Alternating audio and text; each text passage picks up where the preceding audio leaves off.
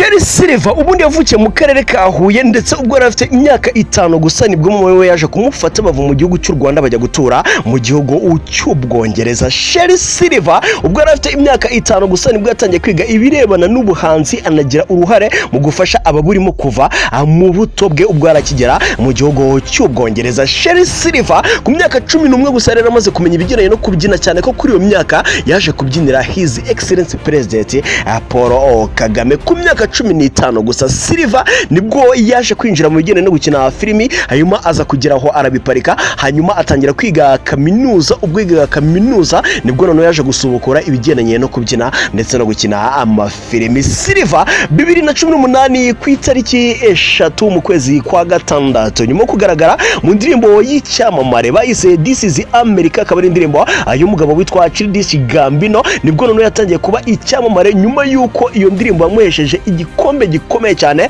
kimwe mu bikombe bikomeye ku isi cyitwa MTV Video Music Award. Kuva icyo gihe izina Silver ahantu hose ryatangiye kumenyekana. Silver rero yaje kuba akorana n'ikigega cy'umuryango w'abibumbye cyashyiriweho iterambere ry'ubuhinzi mu gushishikariza urubyiruko kuyoboka uyu mwuga cyangwa se gukorera ubuvugizi uruwurimo, bikaba byaranatumye 2019 aza guhura na Papa Francis Lipokoreo. Silver kandi yaje kuba umwe mu bagore bubakiwe ikibumbano City mu Bwongereza mu mujyi wa London na kompanyi ya Adidas bitewe n'ibikorwa bigiye bitandukanye yagiye akora ndetse n'uburyo yagiye aba indashyikirwa. Nyuma y'abarimo Viviane Miedema umukinnyi ukomeye cyane wa Arsenal, hanyuma akaza witwa Eniola Luko nawe akaba umukinnyi ukomeye cyane ndetse akaba n'umukomentita, hanyuma akaza witwa Francisca Brown nawe akaba umukinnyi ndetse akaba na CEO of Goals for Girls ndetse n'abandi benshi bagiye bubakirwa izi stati mu mujyi wa London